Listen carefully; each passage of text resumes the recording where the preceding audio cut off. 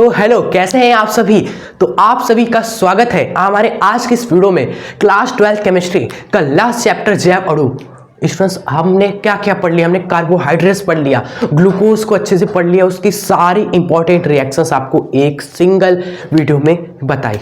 ठीक है, अब छोटे मोटे टॉपिक्स आएंगे, प्रोटीन, हार्मोन, एंजाइम, विटामिन।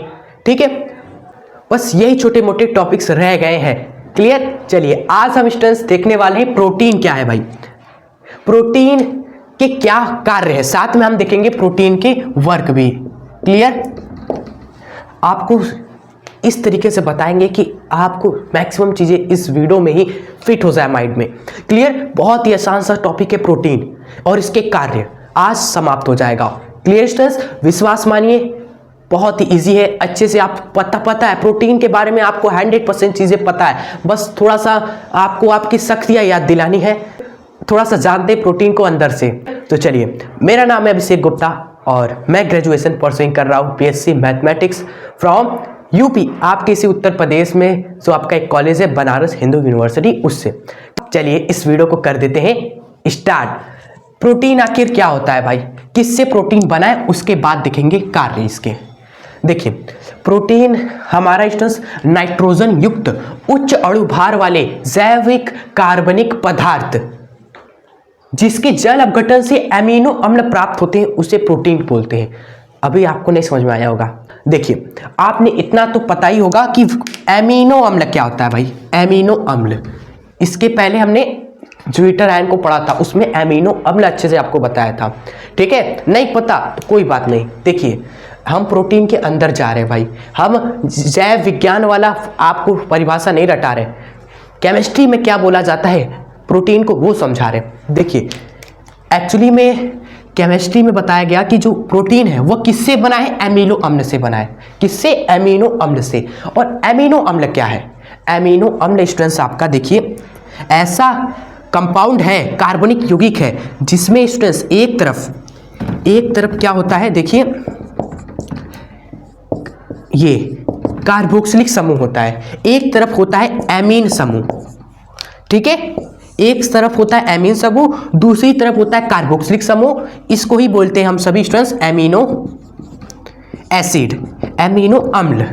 और इसी से स्टूडेंट्स मान लो हजारों करोड़ों एमिनो अम्ल आपस में जुड़ते हैं। ठीक है, जुड़ कर क्या बनाते हैं स्टूडेंट्स, प्रोटीन बनाते हैं। क्लियर। यानी कि प्रोटीन क्या है, प्रोटीन क्या है बताइए, प्रोटीन क्या है, एक ऐसा दोस्तों कंपाउंड है जिसमें ढेर सारे एमिनो अम्ल आपस में जुड़ रहे हैं। क्लियर। एमिनो अम्ल में दिख रहा है आपको नाइट्रोजन स्टूडेंट्स, इसलिए यहां पर लिखा गया कि प्रोटीन क्या है, नाइट्रोजन युक्त उच्च अणु भार वाला, क्योंकि हजारों करोड़ों जुड़ रहे हैं, मतलब कि अणु भार भी ज्यादा होगा। तो सबसे पहले आपको क्या प्रोटीन के बारे में पता चला, ये एमिनो अम्ल से मिलकर बना है। एमिनो अम्ल में नाइट्रोजन होता है, मतलब कि प्रोटीन आपका नाइट्रोजन युक्त उच्च अणु भार वाला। ठीक है, याद करिए अभी मेरे साथ, नाइट्रोजन युक्त। अभी पता चला कि प्रोटीन में नाइट्रोजन ढेर सारे हैं। क्लियर। ठीक है, प्लस में अणु भार भी बहुत ज्यादा है, क्योंकि हजारों करोड़ों एमीन मिल रहे हैं ना भाई, नाइट्रोजन युक्त है और अणु भार इसका बहुत ज्यादा, उच्च अणु भार वाला। ये पॉइंट याद रखिए, अभी याद हो जाएगा ये परिभाषा आपको। नाइट्रोजन युक्त है, उच्च अणु भार वाले, कार्बनिक यौगिक है, क्योंकि कार्बन भी मौजूद है भाई, दिख रहा है कि नहीं कार्बन, इसलिए नाइट्रोजन युक्त उच्च अणु भार वाला कार्बनिक कंपाउंड लिख दो या कार्बनिक पदार्थ लिख दो स्टूडेंट्स, चलेगा, कोई दिक्कत नहीं है। क्लियर।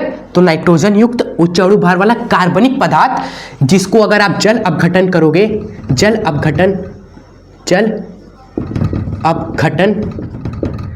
तो आपको क्या मिलने वाला है, एमिनो अम्ल मिलने वाला है, एमिनो अम्ल। ठीक है, उसको ही बोलते हैं हम सभी प्रोटीन स्टूडेंट्स। ठीक है, आप यहां पर क्वेश्चन आएगा कि ये जल अपघटन पर एमिनो अम्ल क्यों दिया, क्योंकि ये एमिनो अम्ल से ही मिलकर बना है, ढेर सारे एमिनो अम्ल जुड़े हुए हैं। ठीक है, ये साइड एमिनो अम्ल, फिर एमिनो अम्ल, फिर एमिनो अम्ल। अब इसका जब आप जल अपघटन करोगे तो मिलेगा भी क्या, एमिनो अम्ल भी मिलेगा ना स्टूडेंट्स।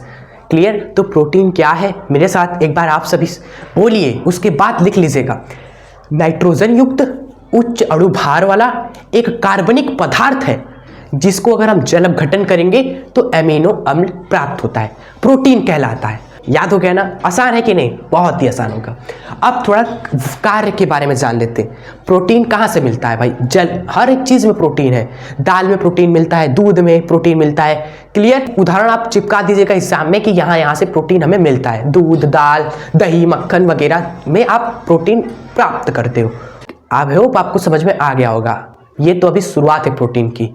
आगे जब आप जाओगे ना, अभी नेक्स्ट लेक्चर में हम देखने वाले इस नेक्स्ट लेक्चर में प्रोटीन की संरचना तो और भी अच्छे से आपको वहाँ पर समझाएंगे, पूरा सिस्टम अंदर का। तो अभी थोड़ा इंट्रो है, ये समझ लो कैसे कहानी है, वो अभी हमने समझा।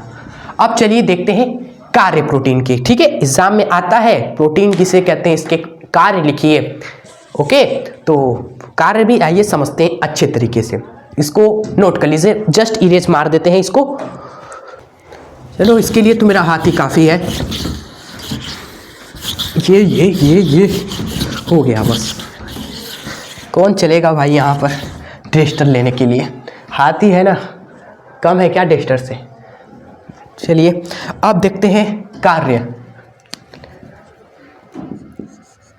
चलिए अच्छे से मेरे साथ समझते चलिएगा, एक एक कार्य आपको बताएंगे और वही आपको याद भी कराएंगे इस वीडियो में। देखिए, सबसे पहला कार्य क्या है, प्रोटीन क्या कार्य कर रहा है। हम प्रोटीन ले रहे हैं तो क्या फ़ायदा मिल रहा है भाई? शरीर का विकास हो रहा है कि नहीं? विकास के लिए प्रोटीन काम कर रहा है कि नहीं? बिल्कुल कर रहा है। तो प्रोटीन का सबसे पहला कार्य क्या लिखोगे? शरीर की वृद्धि, शरीर की वृद्धि और पेशियों के निर्माण। भाई पेशियों का भी निर्माण हो रहा है, तभी शरीर आगे बढ़ रहा है ना। ये पेशियां हमारी मजबूत हो रही हैं, हम बड़े हो रहे हैं, ठीक है, ताकत बढ़ रहा है, तो पेशियों का निर्माण कर रहा है हमारा प्रोटीन, और तभी शरीर का वृद्धि हो रहा है। तो शरीर की वृद्धि और पेशियों के निर्माण, सबसे पहला कार्य आपका यही है प्रोटीन का। ठीक है, आइए बढ़ते हैं सेकेंड वर्ग पे। दूसरा कार्य क्या है? सेकेंड पॉइंट भाई, सेकेंड पॉइंट में हम क्या लिखा जाए भाई? बहुत सारे कार्य हैं, लेकिन चुन चुन कर अच्छे से लिखना है हमें। क्लियर? एग्जामिनर पर अच्छा प्रभाव पड़े इसलिए। सेकेंड कार्य आप लिखिएगा यह, हाँ, एक बहुत ही अच्छा पॉइंट है, रक्त और अन्य जो द्रव जो हमारे शरीर में है भाई, शरीर में हमारा रक्त भी होता है और भी काफी सारे द्रव होते हैं स्टूडेंट्स। का स्टूडेंट्स ये क्या करता है? पीएच मान नियंत्रण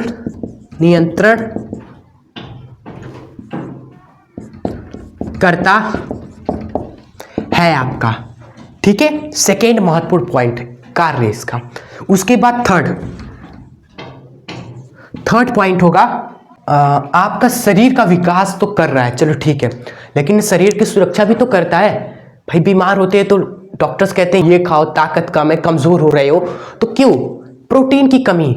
तो प्रोटीन की कमी से ही दोस्तों रोग होते हैं, शरीर असुरक्षित हो जाता है, इसलिए डॉक्टर कहता है कि आप प्रोटीन वाली चीजें खाओ भाई। क्लियर? तो एक तरफ से विकास भी कर रहा है और शरीर को सुरक्षित भी कर रहा है। अगर हम प्रोटीन नहीं लेंगे स्टूडेंट्स सही मात्रा में तो हम बीमार हो जाएंगे। तो शरीर की सुरक्षा करता है स्टूडेंट्स हमारा, और जो भी शरीर की सुरक्षा करता है उसको हम एंटीबॉडी भी बोलते हैं। तो हम लिखेंगे भाई ये हमारा एंटीबॉडीज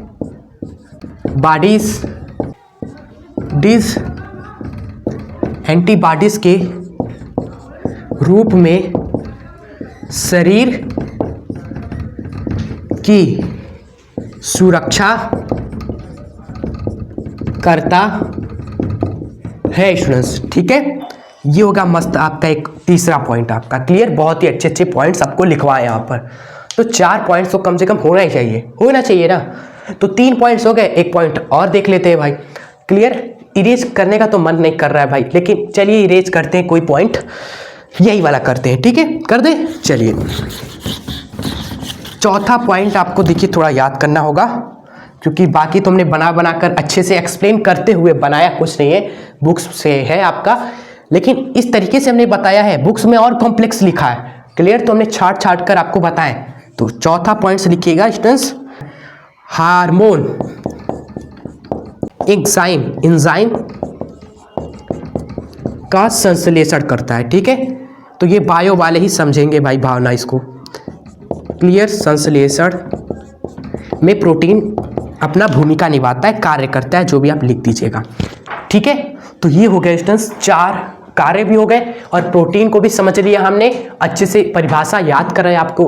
कमेंट में जरूर बताइएगा कि आपको ये वीडियो कैसी लगी, आपको पूरा प्रोटीन कार्य सब समझ में आया होगा। क्लियर? तो अभी हमने फिर आपको बोल रहे हैं, ये अभी इंट्रो है प्रोटीन की।